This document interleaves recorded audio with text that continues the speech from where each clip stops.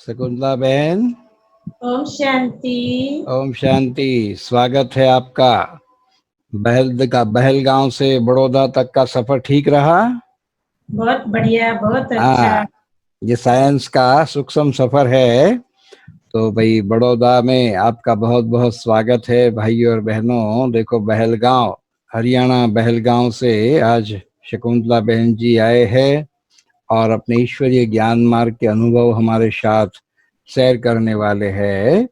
और आप जानते हो उर्मिला बहन, बहुत पहले जब लॉकडाउन शुरू हुआ, शुरू शुरू में ही हमने हमारे उर्मिला बहन जी का ज्ञानामृत वाले तो वो क्लास करवाया था। उन्होंने जगदीश भाई के साथ के बहुत सुंदर अनुभव सुनाए थे। वो उर्मिला बहन के आप लौकिक बड़ी बहन है और बेलगांव सेंटर आप इंचार्ज है, संभालते हैं। तो आपके पास काफी ज्ञान मार्ग के अनुभव है और वो अनुभव आज हमें वो शेयर करेंगे।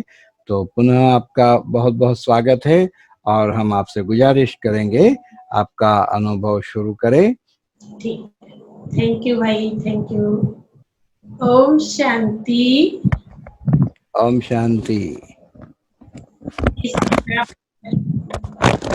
करोड़ों अरबों आत्माओं में से मैं वो पद्मा पदम भाग्यशाली आत्मा हूँ जिसने स्वयं भगवान को इस धरा पर अव्यक्त स्वरूप में उतरते देखा, पढ़ाते देखा और उसका प्यार हमने पाया।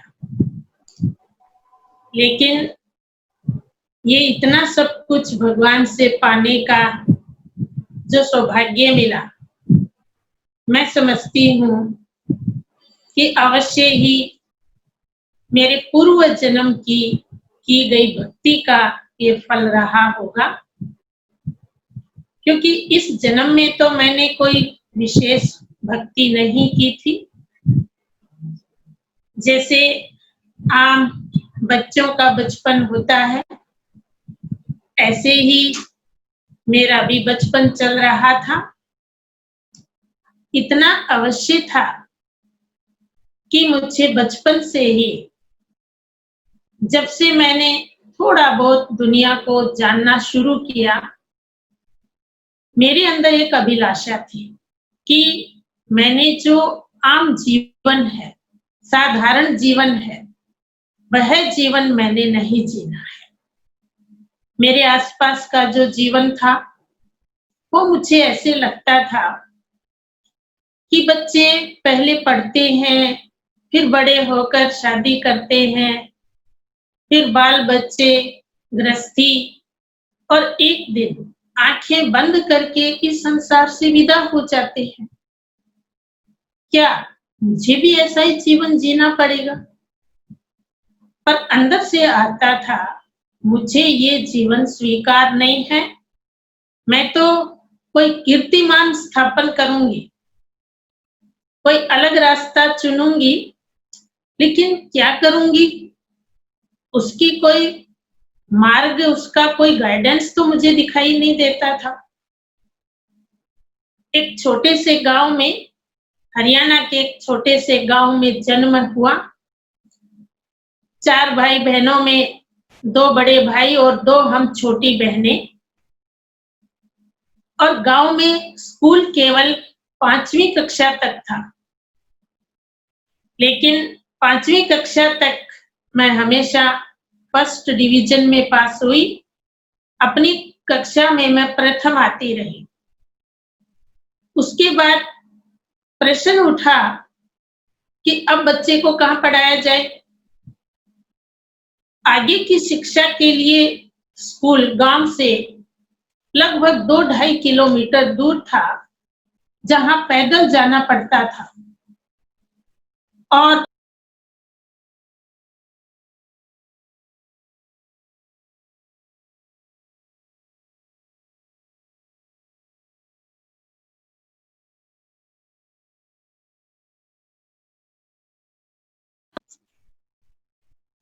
लेकिन क्योंकि पढ़ाई में शुरू से ही इंटेलिजेंट थी, 8वीं क्लास में मैंने जिले भर में प्रथम स्थान पाया।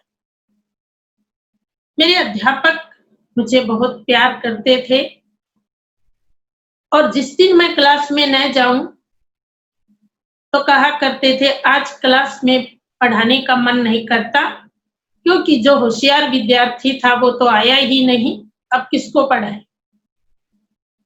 मैंने 1976 में 8th क्लास पास की तो मुझे 3 स्कॉलरशिप मिले।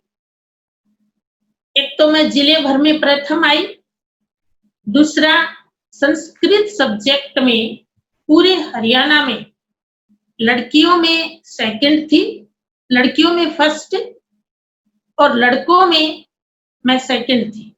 एक लड़का था जो फर्स्ट था, उसके बाद सेकंड में थी। तो ये दूसरा मुझे स्कॉलरशिप मिली। और तीसरा, उन दिनों हरियाणा शिक्षा बोर्ड ने ग्रामीण क्षेत्र के इंटेलिजेंट बच्चों के लिए एक ग्रामीण क्षेत्रीय छात्रवृत्ति योजना शुरू की थी। उसमें भी मेरे अध्यापक मुझे एग्जाम देने के लिए ले गए, उसको भी मैंने टॉप किया।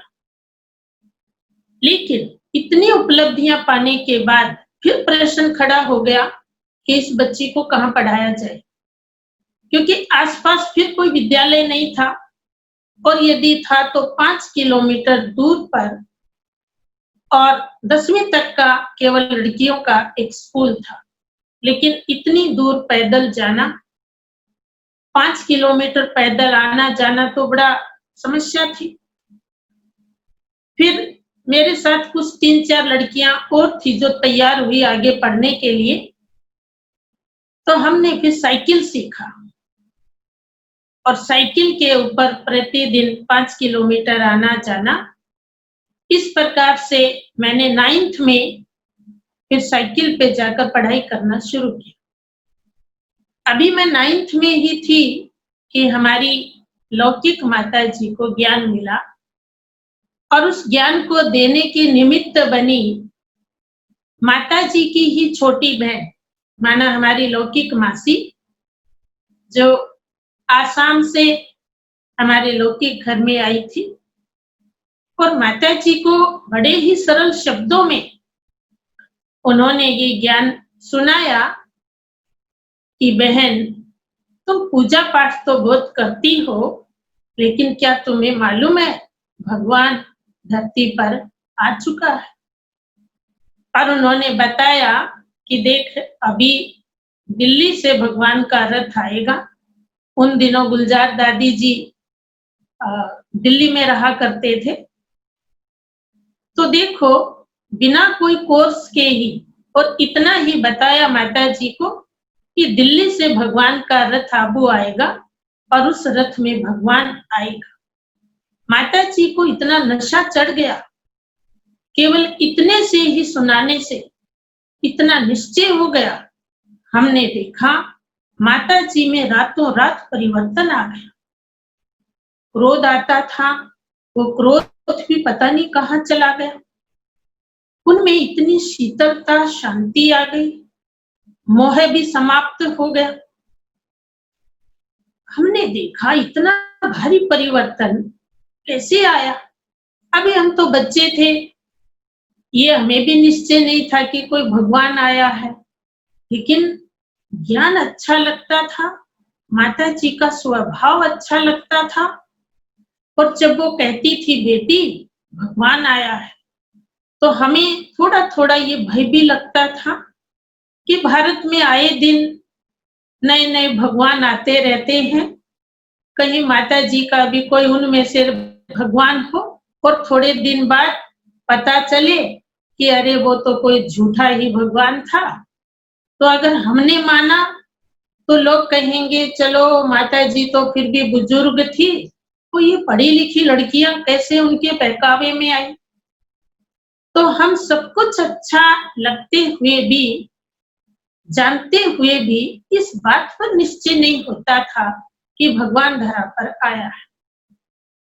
मैंने 78 में 10th क्लास पास की। मैंने मेरिट पाया उसमें। अब फिर समस्या आ गई।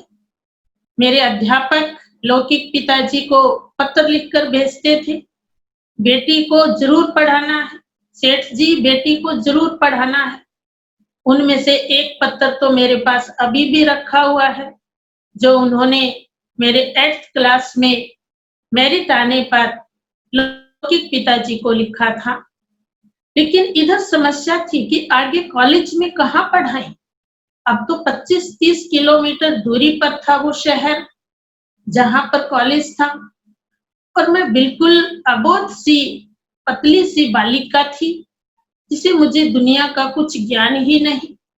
तो माता पिता को भय लगता था कि इसको अगर हमने शहर में अकेले भेजा तो दुनिया बहुत खराब है, और ये तो भोली भाली सी है। इसलिए उन्होंने कहा कि बस बेटा, बहुत हो गया, अब तुम्हारी पढ़ाई बहुत है, 10वीं तक काफी है। मैं अपने मन में वो इच्छा दबा कर रह गई, मुझे कॉलेज जाना है, मुझे कॉलेज जाना है। मुझे रात रात भर सपने आते थे कि मैं कॉलेज में पढ़ रही हूँ। अरे बड़ी आसान पढ़ाई है। मैं सुबह उठकर सुनाती थी कि मेरा कॉलेज में एडमिशन करा दिया है। तभी अभी मेरी 18 वर्ष की आयु ही थी कि लौकिक पिताजी को आया कि बच्ची के लिए योग्य वर ढूंढना चाहिए, क्योंकि उन्होंने ये सुना हुआ था फैमिली में कोई लड़की थी जिसके लिए वर ढूंढना शुरू किया, तो 4-5 वर्ष लग गए योग्य वर मिलने में। तो उनके ऊपर उस बात का प्रभाव था, तो उन्होंने सोचा अभी से देखना शुरू करेंगे, जब जा करके कोई 3-4 वर्ष में क्या पता उस लड़की की तरफ 5 वर्ष लग जाए, क्यों ना अभी से देखें, क्या पता कोई लड़का पसंद आ जाए। लेकिन जो पहला ही लड़का ढूंढा गया, देखा गया, वो लड़का पिताजी को भी पसंद आ गया, और जब लड़के वालों को मुझे दिखाया तो उन्होंने भी पसंद कर लिया। और पसंद इस बात से किया कि उन्होंने पढ़ाई पूछी कि लड़की कितनी पढ़ी हुई है, और जब उनको पता चला कि लड़की ने 10th में मेरिट पाया है, फटाफट उन्होंने कहा बस हमको तो ये लड़की चाहिए। लेकिन मुझे अभी कुछ शादी का कैखा ही नहीं मालूम है। मुझे अभी दुनिया का कोई मालूम ही नहीं है कि ससुराल क्या होती है, शादी क्या होती है। पिताजी का घर में इतना सख्त पहरा था कि उनके आगे हम कुछ भी नहीं बोल सकते। और ये वो जमाना भी था जब लड़कियां, विशेषकर ग्रामीण क्षेत्र की लड़कियां, माता पिता के आगे शादी के विषय में कुछ कहती नहीं थी। वो अपनी मर्जी से जहां पसंद करे, जहां लड़की की शादी करे, वो स्वीकार करती थी।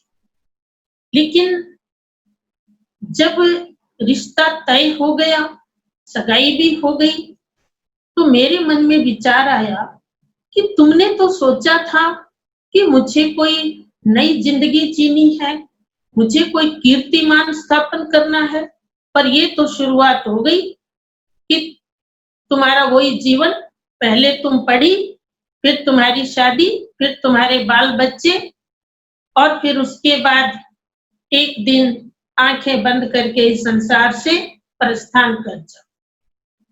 तो मैं क्या करूं? पिताजी के आगे मैं मुख नहीं खोल सकती थी, बड़ा सख्त स्वभाव था उनका। पर मेरे मन में ये था कि भले पिताजी को शादी कर लेने दो, आगे का जीवन मैं अपनी मर्जी से चलाऊंगी।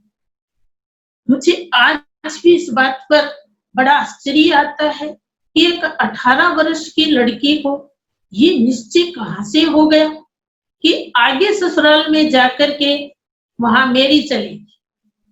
तो मेरी जो सहेलियां थी, मैंने उनको बताया कि भले शादी कर लेने दो, लेकिन आगे चल करके तो मेरी ही चलेगी। तो लड़कियों ने, सहेलियों ने मुझे कहा कि अरे बहन, यहाँ जो मर्जी चला ले, यहाँ चल जाएगी, आगे नहीं चलने वाली है कुछ भी। पर मेरे मन में था कि यहाँ नहीं चलेगी पिताजी के आगे, पर आगे मेरी चलेगी। मुझे कुछ नहीं पता कि एक दूल्हे के रूप में मुझे कौन मिलने वाला है, ना मुझे को शादी से पहले दिखाया गया, ना मेरी कोई बात हुई, पर मेरे मन में ये दृढ़ निश्चय था कि जो भी कोई हो, पर आगे मैं चलाऊंगी। और मैं क्या चलाऊंगी? मेरे अंदर ये था कि मैंने कीर्तिमान स्थापन करना है। एक साधारण से मध्यम परिवार में पैदा होने वाली लड़की, जिसके अंदर कोई विशेष एजुकेशन भी नहीं है, वो कौन सा कीर्तिमान स्थापन करेगी? ना मैं कोई खेलों के क्षेत्र में, ना मैं कोई राजनीति के क्षेत्र में। आए दिन मैं जब अखबार पढ़ती थी, तो उसमें देखती थी कि कोई किसी क्षेत्र में बहुत ऊंचाई पर जा रहा है। मैं क्या करूंगी जो इनसे भी आगे जाऊं? तो मैंने अपने मन में एक दृढ़ संकल्प कर लिया, क्योंकि माता जी से ज्ञान तो सुना था और मेरे पवित्रता के विचार शुरू से ही थे। तो मैंने संकल्प किया कि इनको शादी कर लेने दो, आगे जाकर हम पवित्र रहेंगे। और ये कार्य शायद किसी ने नहीं किया होगा आज तक, कि शादीशुदा जीवन में पवित्र रहे। तो मैंने सोचा कि ये सबसे ऊंचा कार्य होगा। मैं बिल्कुल शादी ही ना कराऊं। ऐसी तो कुमारियां बहुत होती हैं, कोई बड़ी बात नहीं, बहुत कुमारियां होती हैं, पर शादी करके पवित्र रहें, ऐसा तो कोई नहीं होगा शायद, क्योंकि मुझे अभी ब्रह्मा कुमारियों के जीवन के बारे में भी इतना अभी पता नहीं था। तो मैंने अपने मन में ये दृढ़ता कर ली और आखिर एक दिन शादी करके मुझे उस व्यक्ति के साथ ससुराल घर में भेज दिया। अभी तो मैं कहूंगी कि वो भी भाग्यशाली आत्मा है, जो मेरे साथ उसका ये संबंध जुटा और आज वह भी बाबा का समर्पित बच्चा है। तो अशोक भाई नाम है उनका। तो जब मुझे शादी करके लाल जोड़ा पहना करके और अशोक भाई के बाजू में बिठा दिया गया और रवाना किया, तो मेरे मन में आया कि मैं कहाँ जा रही हूँ? एक अनजान स्थान पर मुझे भेज दिया गया है। न मैं इसको जानती हूँ जो मेरे बाजू में बैठा है, ना मैं आगे किसी को जानती हूँ। पर मेरे मन में एक संकल्प जरूर आया कि किसी को क्या पता कि इस लाल जोड़े के अंदर एक बड़ा ऊंचा सपना पल रहा है और एक कीर्तिमान स्थापन करने वाला एक व्यक्तित्व इस लाल जोड़े के भीतर बैठा है। ये मुझे जरूर याद है कि जब गाड़ी में बैठी तो उस समय मेरे को ये संकल्प आया। तो जैसे एक साधारण मध्यम परिवार में शादी होती है वैसे हुई, बल्कि मुझे याद है कोई मेहंदी नहीं लगाई थी, हाथों में दो दो चूड़ी पहनी थी, कोई मेकअप नहीं था, कोई शादी की रस्में नहीं थी, क्योंकि माताजी तो ज्ञान में थी, पिताजी आर्य समाजी विचारों के थे और मैं तो थी वैरागी, मुझे कुछ पता ही नहीं।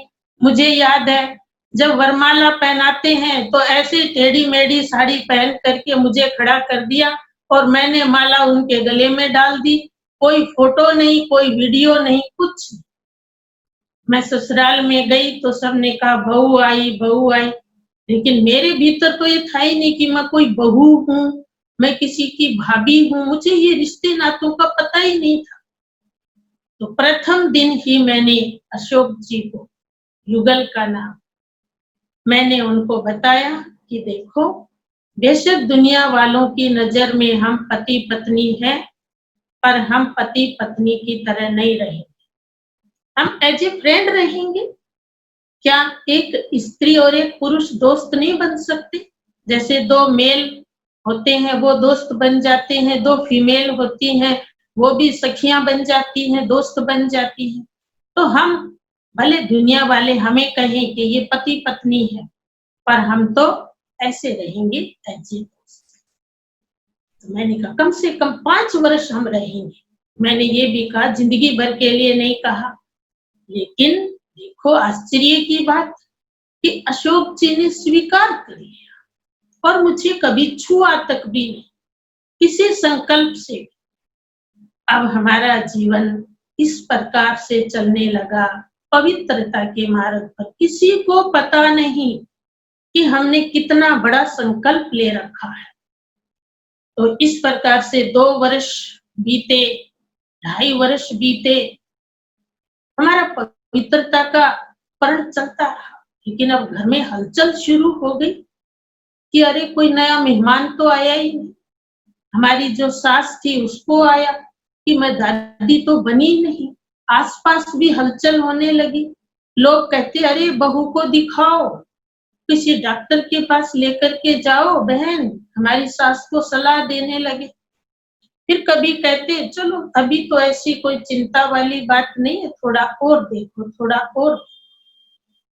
तो इस प्रकार से माता जी ने जो ज्ञान सुनाया था कि परमात्मा शिव एक है और सभी देवताएं हैं, तो ससुराल के घर में सास ने एक पूजा घर में बहुत सारे देवी देवताओं के चित्र लगाए हुए थे।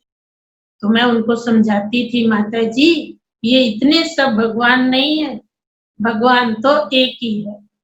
तो कभी कभार मुझे कहती थी, शकुंतला आज तुम पूजा करो। तो मैं खड़ी होकर ये कहती थी, हे भगवान अगर आप सचमुच शिव ही हो तो मेरी आवाज तो आप सुनते होंगे, मैं आपको ही पाना चाहती हूँ। और अगर आप हो तो मुझे ये विश्वास दिलाओ कि आप ही सच्चे भगवान। मुझे माता जी की बातें तो सारी अच्छी लगती हैं, जचती भी हैं, पर मुझे ये नहीं लगता है कि आप ही भगवान हो। ऐसे काफी देर ऐसे हाथ जोड़कर ऐसे भगवान से बातें करके, और मैं कहती थी लो माता जी पूजा पूरी हो गई है आज।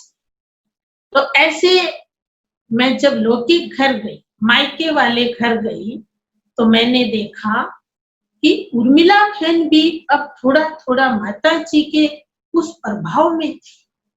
घर में माता जी ने एक कमरा बनाया था, बाबा का कमरा, जिसमें बैठकर योग करती थी। तो मैं जब घर में गई तो देखा उर्मिला बहन भी उस कमरे से निकल के आई, एकदम जैसे वही योग वाली मुद्रा जो माता जी की होती थी। तो मैंने उसको हंसी में कहा, अच्छा अब तुम भी इस कमरे में जाने लगी क्या? लेकिन वो कुछ बोली नहीं, बस मुस्कुराई। तो मेरे अंदर हलचल हुई कि कहीं वो बात कि भगवान आया है वो सत्य तो नहीं। तो मैंने फिर शांति से उर्मिला बहन से पूछा कि क्या वो बात सत्य थी जो माता जी कहती थी भगवान आया है? उर्मिला बहन बोली बिल्कुल सत्य है, भगवान धरा पर आ चुका है। मैंने अगला सवाल किया, क्या आपने अनुभव कर लिया? बोली हाँ मैंने तो अनुभव कर लिया। ये 3 फरवरी और 1982 के दिन है। तो उस दिन हमारी सारी बातें होती रही। रात भर उर्मिला बहन ने मेरे को सारा बताया, अरे भगवान कैसे धरती पर आया है, अब ये संगम युग है, अब सतयुग आएगा।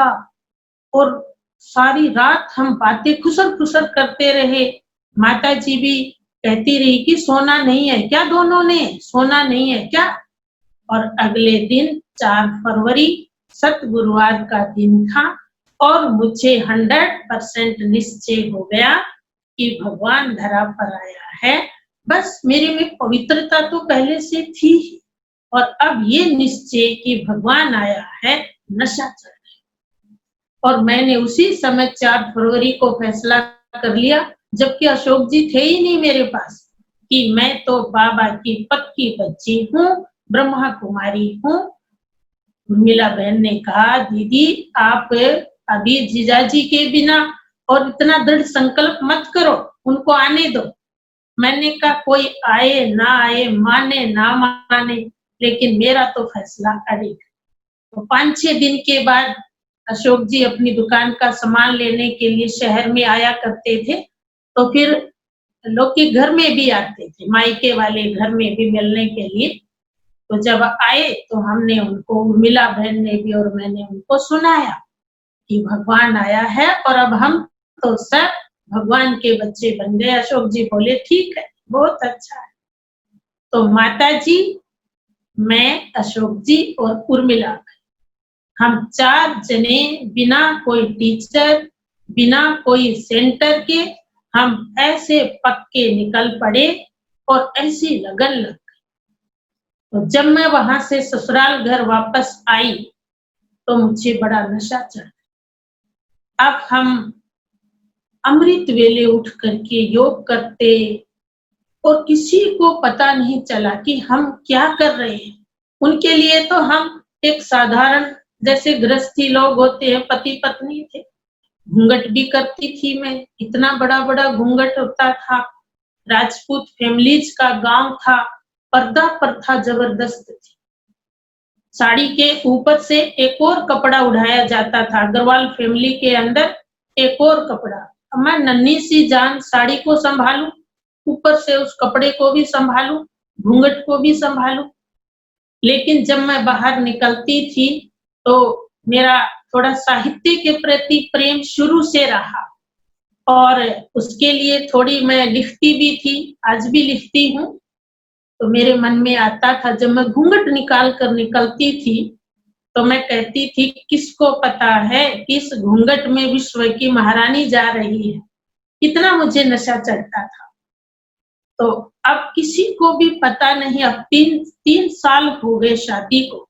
अब घर में हंगामा होने लगा कि अब तो बहू को कहीं दिखाना ही पड़ेगा। कहीं तो लोग सलाह देने लगे। तो उस गांव के नजदीक में शहर में कोई लेडी डॉक्टर आई थी, बहुत फेमस थी। तो माता जी ने अशोक जी को कहा, बेटा तू बहू को लेके जा वहां और डॉक्टर को दिखा कर आओ। हम चली गई। हमने डॉक्टर के पास कहाँ जाना, शहर में जा करके और कोई झूठ मूठ ऐसे ही कोई दवाई की शीशी ले आए और एक ऐसे ही पर्चा बना करके हमने आकर के, ससुर थे घर में, दादा ससुर भी थे। तो आते ही अशोक जी को पूछा, क्या बताया बहू को? अशोक जी ने कहा, पिताजी डॉक्टर ने कहा है कोई चिंता की बात नहीं है, धीरज रखो सब ठीक हो जाएगा। तो 6 मास और निकल गए, लेकिन फिर वही बात। तो एक दूर रोहतक शहर, हरियाणा का एक अच्छा फेमस शहर, वहां पर मेडिकल हॉस्पिटल। तो उन्होंने कहा वहां लेकर के जाओ, वहां अच्छी तरह से चेकअप कराओ। तो उससे पहले हमने कभी कोई सेंटर नहीं देखा था। हमारी लौकिक मासी, जो मैं अभी वर्तमान में बहल सेंटर पर रह रही हूँ, यहाँ की इंचार्ज थी और पत्रों के द्वारा हम आपस में पत्र व्यवहार करते थे कि मैं ज्ञान में आ गई हूँ।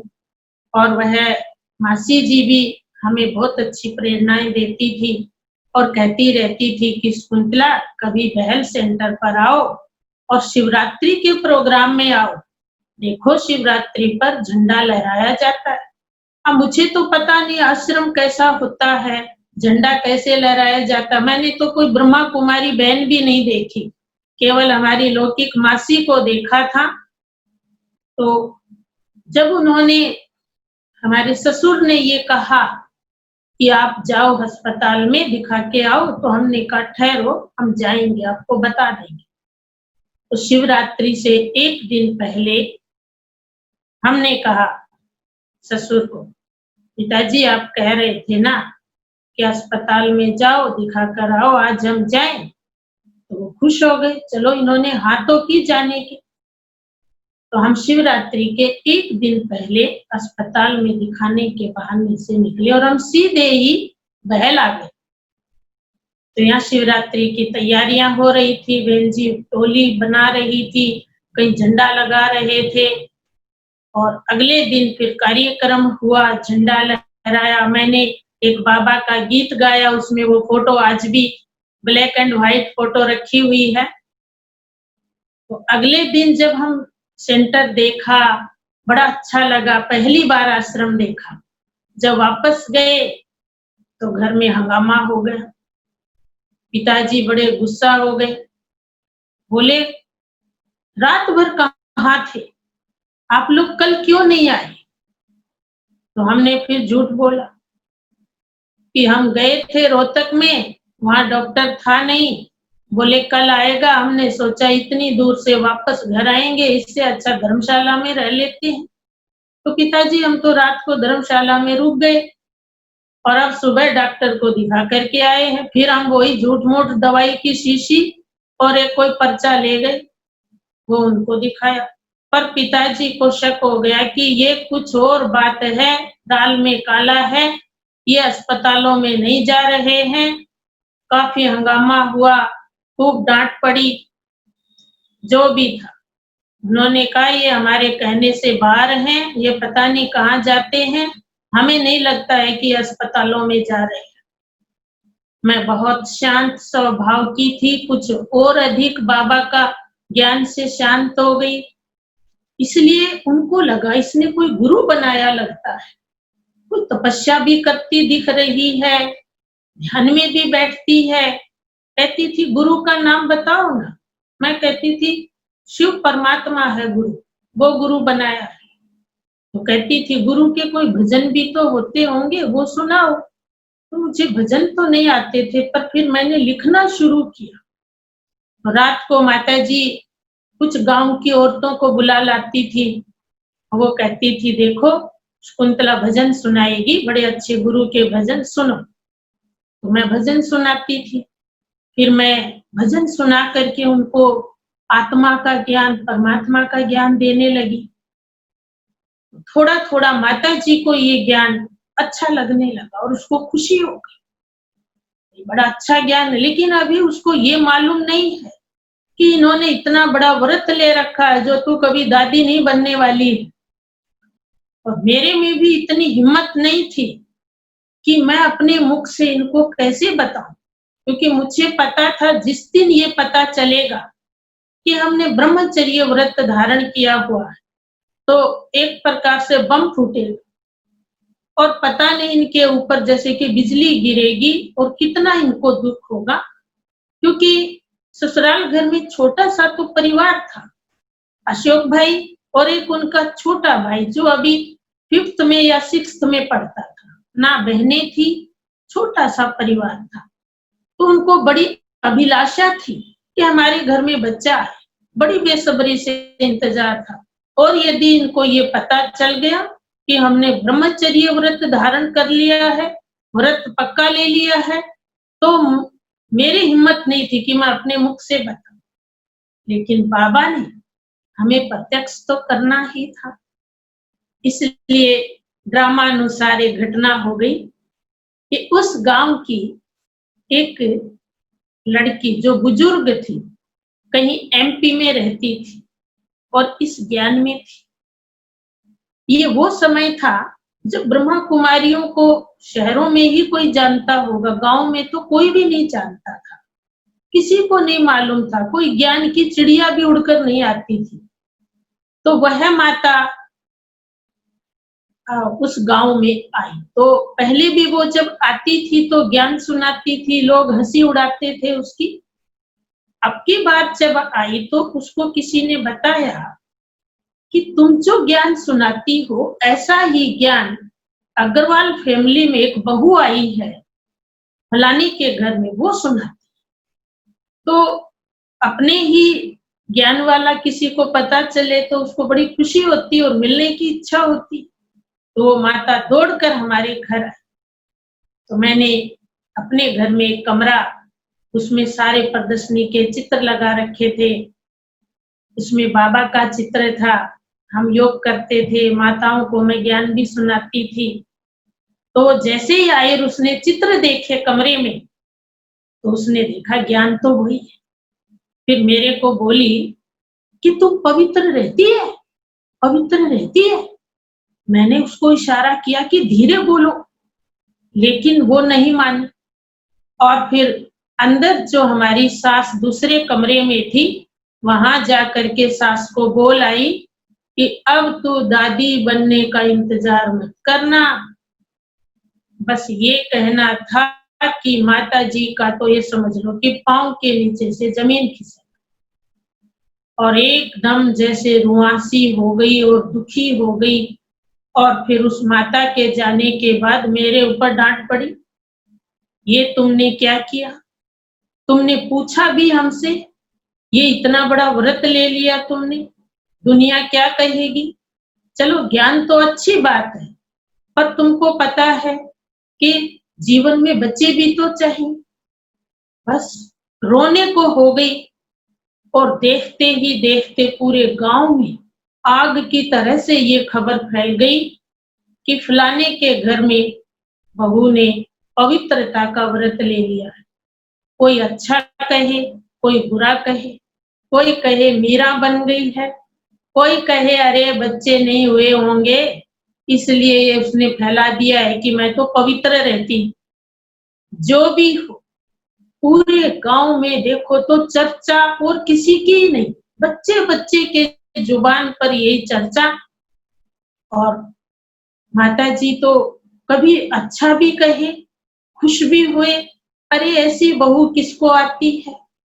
लेकिन फिर भी निश्चय बुद्धि थी, थोड़ा सा दुखी होने के बाद, लेकिन वो संभल गई और उसने अपने आप को बड़ा भाग्यवान समझा। और मेरे सामने भी उसने एक बार कहा, शकुंतला मेरे जैसी बहू किसी को न आई न आएगी। मैं बहुत भाग्यशाली हूँ क्योंकि वे 8 बहनें थी और ये सबसे सादे घर में थी। तो कहती थी मैं जब अपने मायके जाती और वो 8 बहनें आती तो वो अपना अपना बड़ा ही सुनाती थी, कोई का धन पद में ऊंची थी। वो कहती थी मैं बिल्कुल सिंपल घर में तो मुझे शर्म आती। मेरे को बोली अब मैं सबसे भाग्यवान बन गई क्योंकि मेरे घर में एक ऐसी बहू आई है जो किसी को कभी आने वाली नहीं। तो इसलिए उसने पूरा सहयोग किया। तो जैसे ही ये खबर गांव में पड़ी तो गांव से, आसपास के गांव से झुंड के झुंड लोग आने लगे कि चलो चलो मीरा के दर्शन करने चलते हैं, मीरा के दर्शन करने चलते हैं। तो हमारे घर का आंगन महिलाओं से भर जाता था और मैं बैठकर उनको ज्ञान सुनाती थी। माताजी कहती थी शकुंतला खाना मैं बनाऊंगी, सब काम मैं करूंगी, तुम इनको बैठकर ज्ञान सुना। तो एक ग्रुप आया, उनको सुनाया, वो गए, फिर दूसरा आया, सारा दिन मैं ज्ञान सुनाती रहती थी। एक बार दादा ससुर को भी किसी ने कह दिया कि तुम्हारे घर में जो बहू आई है वो तो एक ऐसा प्रचार कर रही है और तुम्हारे घर में कभी बच्चा नहीं आएगा। तो उसको सिखा दिया और कहा तेरे घर में इतनी इतनी महिलाएं आती, उनको भी वो सुनाती है। तो एक बार लाठी लेकर के घर के गेट के आगे बैठ गया, बोला कौन आएगा मैं देखता हूँ। माताओं का गांव से दूर से ग्रुप आया था और जैसे ही वो घर में आने लगी लाठी लेकर उनके पीछे दौड़ा, सारी माताएं बेचारी भाग गई, उनको आने ही नहीं दिया। उनमें से एक माता बोली दादाजी हम तो मीरा के दर्शन करने आए। बोला भागो यहाँ से, कोई मीरा नहीं आया, सबको भगा दिया। तो इस प्रकार से कुछ विरोध शुरू हुआ घर में, लेकिन अशोक जी का पूरा सहयोग था। मुझे कोई भी किसी प्रकार की प्रॉब्लम नहीं थी। कहते हैं ना मियाँ बीबी राजी तो क्या करेगा काजी, लेकिन कुछ कुछ काजियों ने भी किया, कई काजी भी खड़े हो गए। तो एक बार ससुर को भी मैंने कोर्स कराया, फिर मैं माउंट आबू भी लेकर के गई राजयोग शिविर में, सास को भी बाबा से मिलाकर लाई मधुबन में। लेकिन ससुर जब मधुबन से आया बड़ा नशा चढ़ गया था, स्कूल में अध्यापक था। मेरे को बोला शकुंतला रिटायरमेंट के बाद मैं भी आबू में ही एक झोपड़ी बना करके वहीं रहूंगा, लेकिन कहते हैं सीख लग जाए तो पत्थर पाड़ देती है। तो किसी ने ससुर को सिखाया तेरा वंश नहीं चलेगा, देख लेना तेरा नाम यहीं समाप्त हो जाएगा। तो इस प्रकार से थोड़ा थोड़ा उसको सीख लगी तो उसने थोड़ा विरोध करना शुरू किया, क्योंकि उसने देखा कि सास भी इसी की तरफ है, ये बेटा भी इसकी तरफ है, और जो देवर था छोटा अभी, वो भी मैं उसको बहुत स्नेह से उसको पढ़ाती थी, अच्छी शिक्षाएं देती थी, उसको भी मेरे से बहुत प्यार था। तो छोटा था, प्रदर्शनी की किताब लेकर के कोई आता था उसको प्रदर्शनी समझाता था। तो ससुर ने देखा ये तो सारे एक तरफ होते जा रहे हैं, और उसका कहना जब हमने नहीं माना, उसने देखा कि मेरे कहने का इन पर कोई असर नहीं पड़ रहा है, तो हमारे कुछ ससुराल की तरफ के रिश्तेदार थे, थोड़े रसूख वाले थे। एक दिन उनकी गाड़ी भरा के ले आया घर में, 15-20 लोग आ गए। अब मैं तो घूंघट करती थी, किसी से बोलती भी नहीं थी, लेकिन उन्होंने आते ही मुझे, अशोक जी को, माता जी को धमकाना शुरू कर दिया और कहा कि जो जो इस ज्ञान में है वो यहाँ से निकलो। इतने सारे लोगों को आया देख करके गांव के सारे लोग झूम गए हमारे घर में कि आज क्या बात है, इनके यहाँ इतने लोग क्यों आए। फिर वो ऊंचा ऊंचा बोल रहे थे तो लोगों को और पता चल गया कि कोई लड़ाई झगड़ा अवश्य है।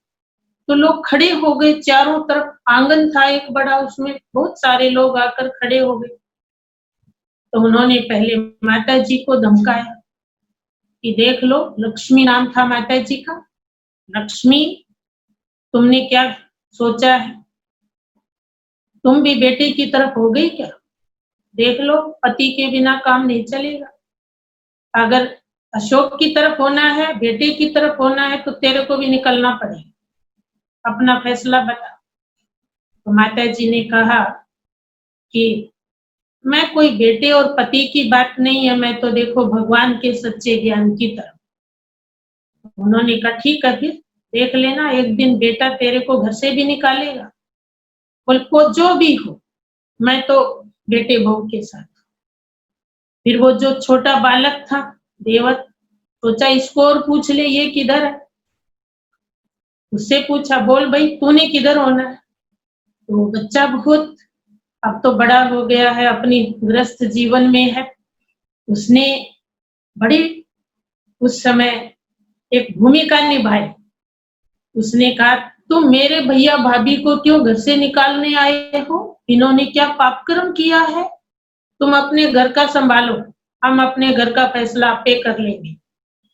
क्या कसूर किया इन्होंने? बच्चे ही तो पैदा नहीं किए, मेरे दादाजी ने 4 बेटे पैदा किए, वो बताओ कहाँ स्वर्ग में बिठा रखे। इतने छोटे बच्चे के मुख से बातें सुन करके वो जो हमारे रिश्तेदारों में हेड था, वो बोला, भाई ये तो सारे ही एक तरफ हैं। हमारे ससुर का नाम जगदीश था, तो बोले, जगदीश भाई तेरे पास तो कोई रोटी पकाने वाला भी नहीं बचा, ये तो सारे ही एक तरफ हैं। फिर ड्राइवर को आवाज लगाई, ड्राइवर भाई गाड़ी स्टार्ट करो, हम तो जाएं। तो इस प्रकार से फिर मेरे से बात करी। मैं तो इतना घूंघट निकाले हुए बैठी थी, और वो जो क्लासरूम बनाया हुआ था उसी में ही बैठे थे सब जने। फिर मेरे को बोले कि तुम करवा रही हो ये सब कुछ, निकलो, सारे निकलो यहाँ से, और हम कुछ नहीं देंगे यहाँ तुमको प्रॉपर्टी से। तो मैं कभी बोली नहीं थी, लेकिन बाबा की शक्ति थी। आप सोचिए, 20 वर्ष की आयु, 21 वर्ष की आयु होगी।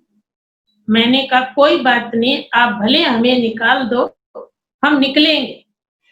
और मैंने जो पाँव में चप्पल पहनी हुई थी वो भी मैंने उनके आगे निकाल दी। मैंने कहा ये चप्पल भी तुम्हारी लो, हम चप्पल भी नहीं पहनेंगे और हम चले जाएंगे। पर 1 वर्ष के बाद आप देखने आना, हम सुखी या तुम सुखी। मुझे आज भी याद है, मैंने कहा 1 वर्ष के बाद तुम देखने आना, तुम सुखी या हम सुखी। तो इससे वो बोले, अच्छा ऐसा क्या, तुमने कोई प्लाट वगैरह लेके रखा हुआ है? मैंने कहा चाहे जो मर्जी हो, पर हम अभी ही निकलेंगे और कुछ लेकर नहीं जाएंगे, और चप्पल भी तुम्हारी यहीं उतार के जाएंगे, लेकिन तुम देख लेना तुम सुखी या हम सुखी।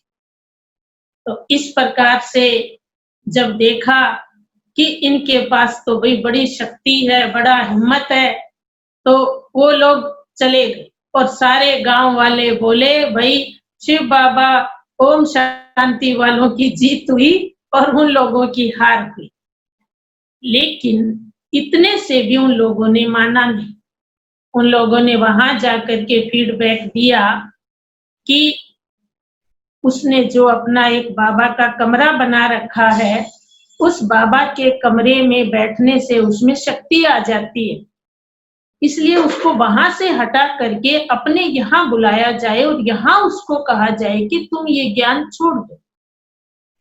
तो मैं अपने लौकिक घर, मायके वाले घर गई हुई थी और वहां वो लोग गाड़ी लेकर के आए और मुझे बोला चलो तुम हमारे घर चलो।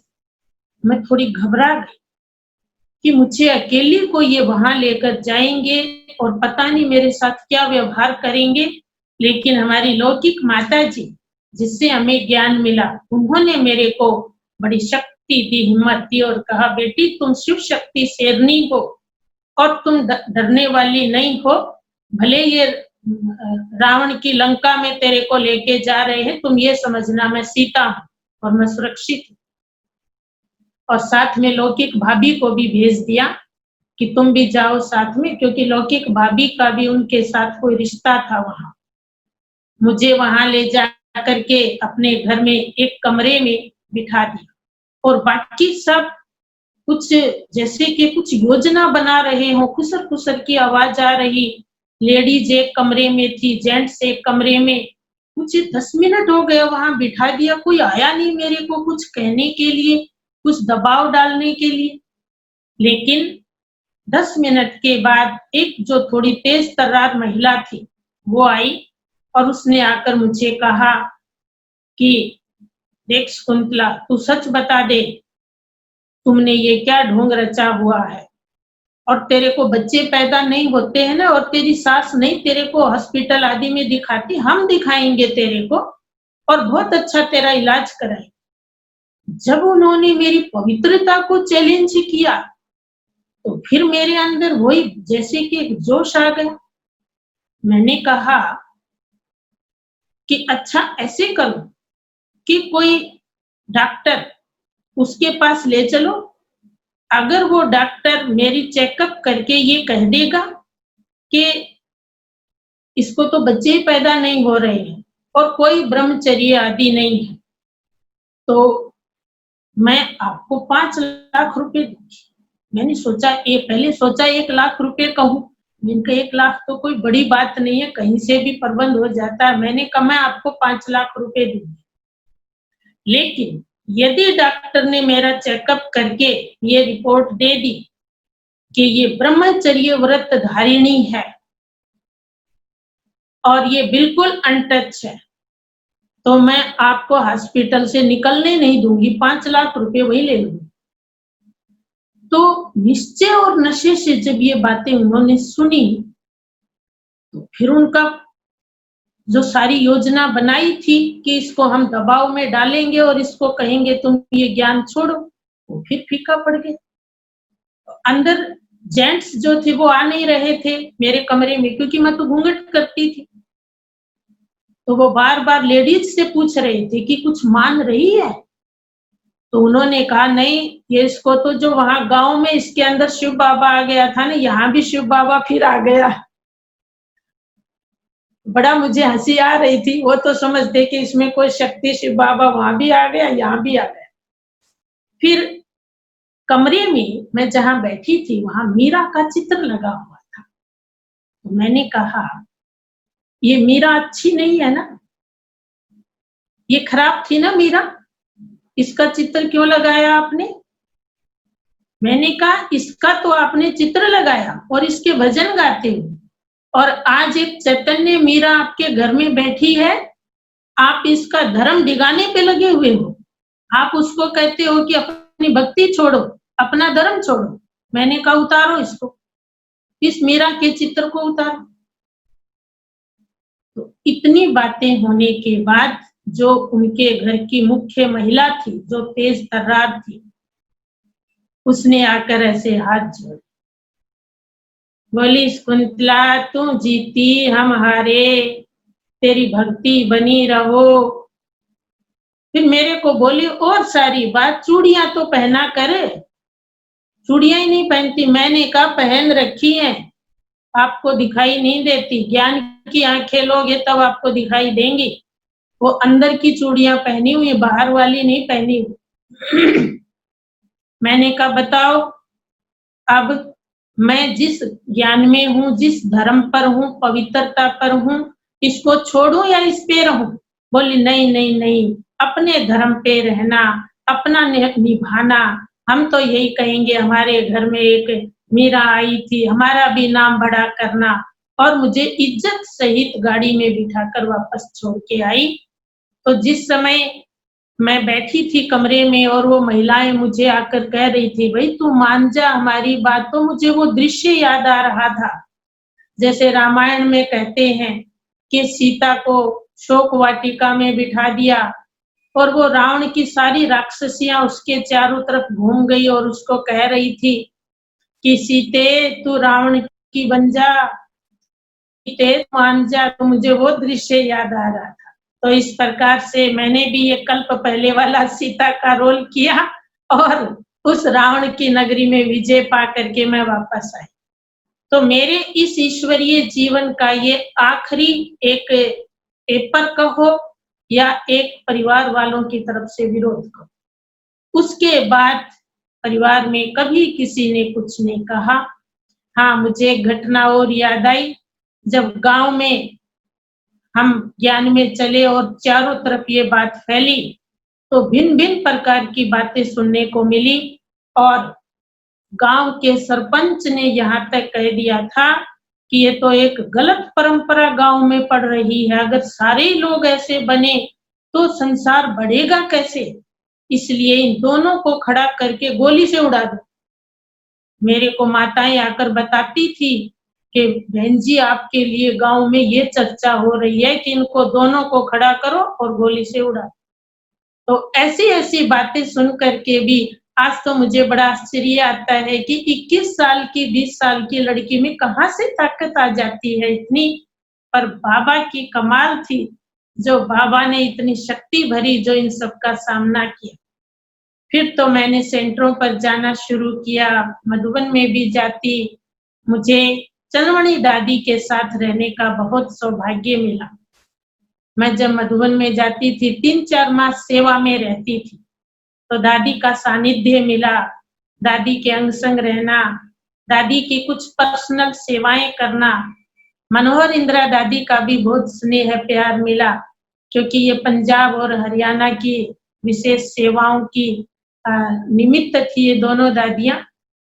फिर 1986 में उर्मिला बहन और मैं दोनों मधुबन में कन्याओं की जो ट्रेनिंग हुई उसमें गए और उस ट्रेनिंग के बाद हम दोनों बहनों को फिर चंडीगढ़ भेजा गया और चंडीगढ़ में फिर हमने आदरणीय हमारी अचल दीदी जो थी उनकी पालना ली और उनकी पालना में हमने बहुत कुछ सीखा सेंटर पर रह करके। मैं लगातार तो नहीं रहती थी क्योंकि प्रवृत्ति थी, बीच-बीच में मैं घर में आ जाती थी, लेकिन अचल दीदी मुझे कभी किसी सेंटर पर, कभी किसी सेंटर पर भेजती थी और इस प्रकार मुझे कहती थी तुम तो इमरजेंसी लाइट हो, जहाँ ज़रूरत होती है वहाँ तुमको भेज देंगे। तो इस प्रकार से मैंने बड़ों का बहुत सानिध्य पाया, दादियों की भी पालना ली।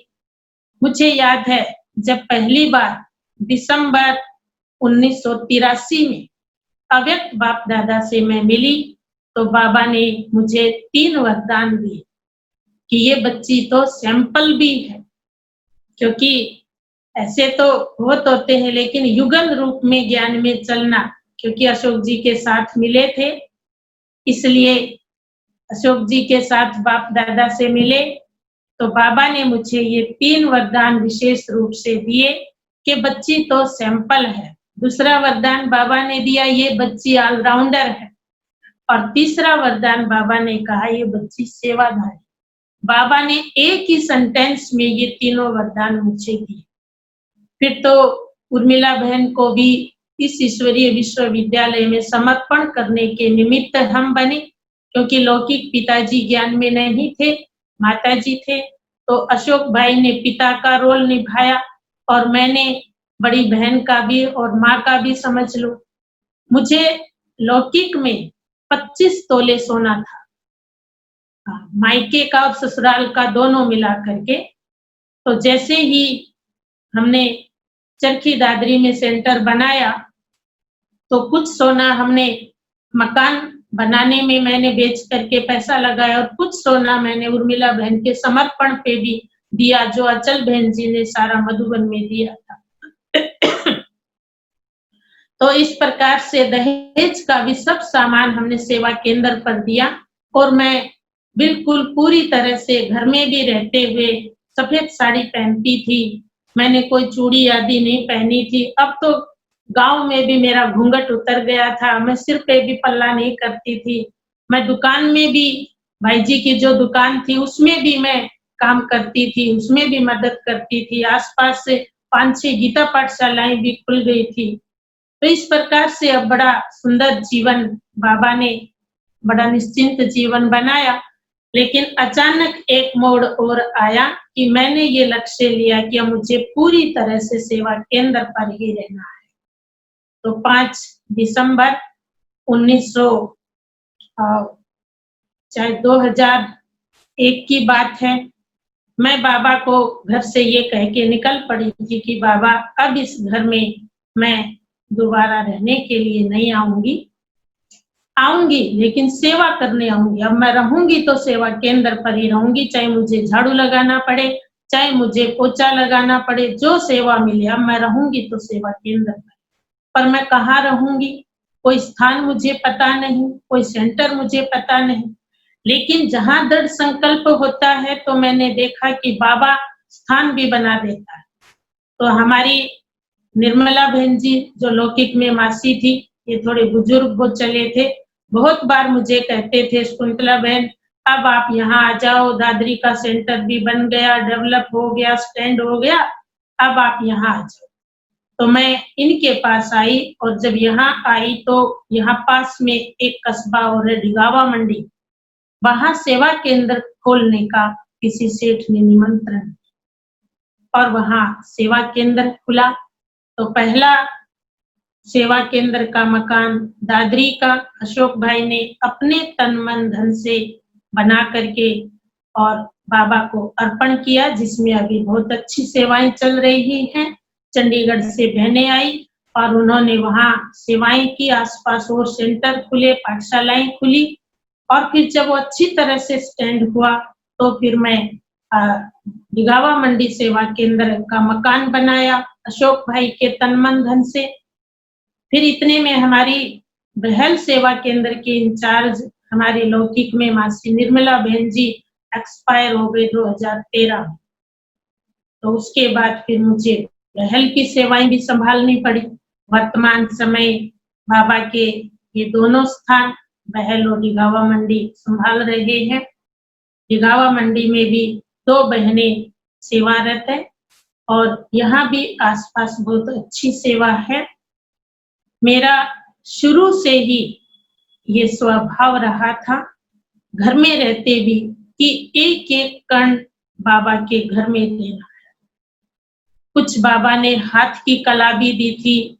मैं क्रोशिये से बाबा के भोग के रुमाल बनाकर सब सेंटरों पर भेजती थी। बाबा की कोई तस्वीरें बनाकर भेजती थी।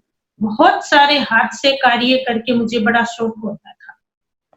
मेरा तन जरूर घर में रहता था लेकिन मेरा मन सेंटर पर रहता था। इसलिए सारा तन मन धन बाबा के अर्पण करके और आज हम निश्चिंत बाबा की सेवा में बैठे हैं। अशोक भाई भी यही बहल सेवा केंद्र पर ही समर्पित है। हमारे से जो बड़े हैं उनके साथ भी बड़ा प्रेम भरा संबंध है। हमारे जो सेवा के साथी हैं उनके साथ भी मेरा बहुत बड़ा प्रेम का संबंध है और जो हमारे क्लास में आने वाले जिज्ञासु हैं उनके साथ भी, सबके साथ बड़ा स्नेह भरा संबंध है। किसी के साथ भी, न बड़ों से न छोटों से, मेरा कोई भी ऐसा नहीं है। बड़ा निश्चिंत और खुशी भरा जीवन है। मैं तो ये कहना चाहूंगी अंत में कि बाबा ने, प्यारे बाबा ने मुझे कोटों में कोऊ क्या, मुझे तो कोऊ में भी कोऊ बना दिया और इतना सुंदर जीवन शायद ही, इतना निश्चिंत जीवन शायद ही किसी समर्पित ब्रह्मा कुमारी का होगा। तो मैं तो सैंपल में भी सैंपल बन गई। आज भी मैं बाबा को शुक्रिया कहती हूँ। प्यारे बाबा, आपने तो कीचड़ में एक कमल खिलाया, कांटों से जैसे कि फूल बनाया, ऐसा सुंदर जीवन शायद हमारे ब्राह्मण परिवार में भी किसी का होगा। मैं ये नशे से कहती हूँ, इतना खुशी से कहती हूँ। और बाबा ने मुझे एक छोटी लिखने की भी कला दी है। ज्ञानामृत पत्रिका में, हरियाली में, इनमें मैं लेख भी लिखती रहती हूँ और अभी एक छोटी उनकी बुक भी छप रही है। इसलिए आप सभी की शुभकामनाओं से वो बुक भी जल्दी छपकर तैयार होगी, जो सेवा में काम आएगी। तो इन्हीं शब्दों के साथ मैं अपने इस अनुभव के सागर को आप सबके साथ शेयर करते हुए बहुत अपने को खुशनसीब समझ रही हूँ। मैं देख रही हूँ सामने जयंत भाई बैठे हुए हैं, हमारे डॉक्टर जयंत भाई, चंपा बहन, आप सभी का भी बहुत अच्छा अनुभव है। आप सभी ने भी बहुत अच्छा अपने युवा काल से ही सुंदर जीवन बनाया है।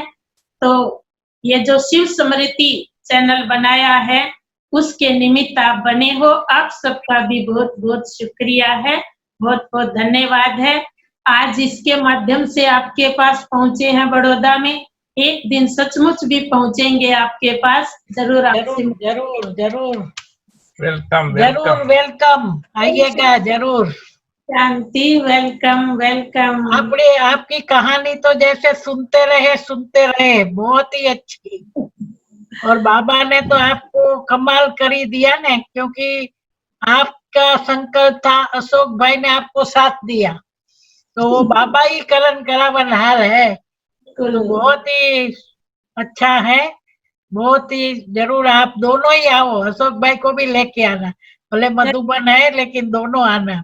बिल्कुल जरूर स्वीकार है, हम आएंगे। हाँ जरूर। अशोक भाई मधुबन में है अभी? हाँ नहीं, यही सेंटर पर ही रहते हैं। हाँ यहीं रहते हैं ना। अच्छा। और मधुबन में भी जाते होंगे। हाँ आते हैं। बहुत अच्छा। सबसे बड़ा धन्यवाद तो अशोक भाई को देना पड़े। अशोक बिल्कुल, भाई है तो मिलाओ, अशोक भाई को बुलाओ। है तो। अशोक भाई आ रहे हैं। हाँ क्योंकि दिनेश इतनी महानता, ये बड़ी महानता की बात है। भाइयों को झुकना ये आसान बात नहीं है। झुकाने वाले की भी ताकत है और झुकने वाले की भी ताकत है, दोनों की ताकत।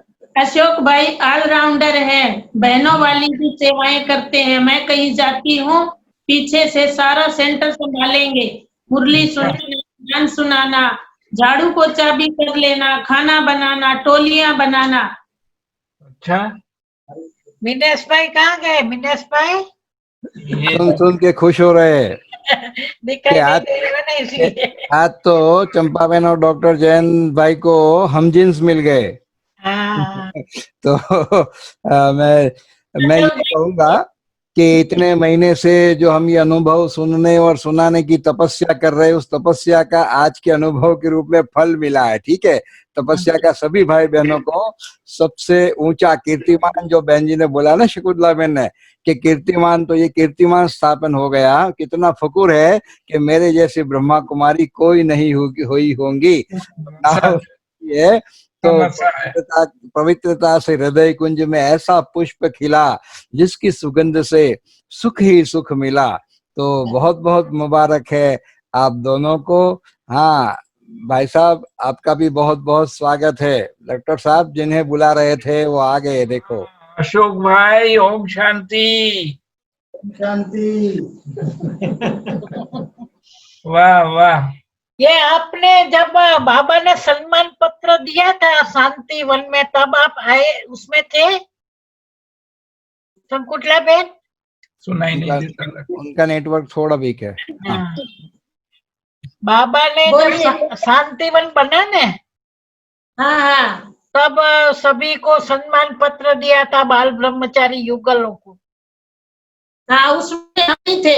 आप थे, लेकिन उस टाइम परिचय नहीं हुआ, आज बराबर परिचय हुआ। देखा हुआ तो है, अशोक हाँ। भाई को तो देखा हुआ है, कई बार देखा है। अच्छा, बहुत अच्छा। ड्रामा में यथार्थ परिचय आज होना था, आज हुआ है। हाँ समर्पित भाइयों की भट्टी में हर वर्ष जाते हैं। हाँ हाँ, अच्छा। तो बहुत धन्यवाद है आप दोनों को। आप अभी सभी दोनों को पुरुषार्थ से हुआ ये सब है। और उर्मिला बहन को धन्यवाद है, उन्होंने कहा कि हिमानी बहन आपका इंटरव्यू लेवेगी, ऐसे मैंने कहा चलो जी अच्छा। अच्छी बात। अच्छा अच्छा। हिमानी बहन को पहचानते होंगे ना, वहाँ रहे हुए हैं ना शांतिवन में। हाँ हाँ हाँ, पहले तो नहीं जानते थे पर अब पहचान गए। अच्छा अच्छा, जरूर जरूर। अच्छा, और आपका स्वास्थ्य ठीक है? बिल्कुल। तो अभी हमने चालू में फोन भी कर दिया उर्मिला बहन को, उनको भी अच्छा। धन्यवाद और मुबारकबादी दे दी। बहुत अच्छी लहर में है शकुंतला बहन जी, और बहुत अच्छा अनुभव सुना रहे, तो वो खुश हो रहे थे। तो सारी हरियाणा की कहानी थी भाई, और हरियाणा वाले बड़े भारी होते हैं, तो भाई हरियाणा वाले भी खुश हो रहे इस सभा में। हरियाणा वाले आप 1 मिनट में कुछ सुनाओ, 1 मिनट। हाँ। ओम शांति। ओम दीदी शांति। और अशोक भाई को भी ओम शांति। ओम शांति। अब हमें ऐसे लग रहा है कि हम लोग पहले बिछड़े हुए थे, अभी सारे मिल चुके हैं। और दीदी का अनुभव सुनकर तो बहुत अच्छा लगा, और हमें तो कोई शब्द ही नहीं ऐसे नजर आ रहे हैं कि कैसे मैं दीदी को प्रशंसा करूं, एप्रिशिएट करूं। मेरे पास वर्ड नहीं है। जिस तरीके से उन्होंने ससुराल में भी घूम कई साल शायद निकाले, ये बहुत पेशेंस और शक्ति की बात है। वो बाबा की शक्ति थी। तो हम बहुत अच्छा, बहुत धन्यवाद दीदी जी। बहुत। और हमारे तिलक राज भाई हरियाणा। वास्तव में हरियाणा का तो ऐसे है, एक ने कहा मैं हरियाणा से हूँ, मैं कहा मैं भी हरियाणा से हूँ। कहता मैं कहा तुम तो होगा भजनलाल वाले हरियाणा का, मैं तो वहां से हूँ जहाँ से हरि का आना होता है। ये तो वास्तव में हरि के जहाँ से आता है वहां के हैं। सचमुच भाग्य बना दिया इन्होंने आप सबका। देखिए सभी के मन के भाव, शकुंतला बहन, अशोक भाई, सुन रहे हैं आप सब? आपका अनुभव सुन करके कितने हर्षित हो रहे, खुश हो रहे हैं। बहुत ही प्रेरणादायी आपका अनुभव रहा। और डॉक्टर साहब क्या कहना चाहते हैं, बोले। हाँ, ये तो बहुत, हम भी भाग्यशाली बन गए। अब बैठ गए ना तो और अच्छा लग रहा है। वाह, देखो बाबा ने कहाँ कहाँ से बच्चों को इकट्ठा किया, कैसे कैसे। हाँ, वंडरफुल बाबा है जो कहाँ कहाँ से बच्चों को, अपने बच्चों को निकाल लिया है। ये लॉकडाउन और की कैसे, और लॉकडाउन का भी ये फायदा मिल गया, सबका परिचय हो गया। बहुत बहुत धन्यवाद धन्यवाद धन्यवाद। डॉक्टर साहब, ऐसा नहीं लगता है कोरोना बहुत इम्पोर्टेंट रोल, कोरोना का बहुत इम्पोर्टेंट पार्ट और रोल है इस वर्ल्ड ड्रामा में? नहीं तो ये इतने सारे, इतना बड़ा परिवार कैसे इकट्ठा हो पाता? इसलिए न ये कोरोना आता, न ये कोरोना ड्रामा में हम पर बरसती। सारे ही विश्व का परिवार, हम एक दूसरों से सब मिल रहे हैं, तो ये भी कितना कल्याणकारी है। मेडिकल विंग में जब मैं था तो मैंने सबने थैंक्स का पार्ट दिया था, तो आखिर में हमने बोला इसको थैंक्स दो, कोरोना को थैंक्स दो। तो सब खुश हो गए कि कोरोना को थैंक्स देना पड़े। बाकी शकुंतला बहन की हिम्मत को बहुत हिम्मत कहे, क्योंकि भाई लोग तो बहनों को ठीक कर सकते हैं, लेकिन बहन भाई को साथ ही बना दे, ये बात में बहुत कम है। ओके, आप दोनों योग कराइए। पवित्रता का हृदय कुंज में ऐसा पुष्प खिला, जिसकी सुगंध से जीवन में सुख ही सुख मिला। पवित्रता का हृदय कुंज में ऐसा पुष्प खिला, जिसकी सुगंध से जीवन में सुख ही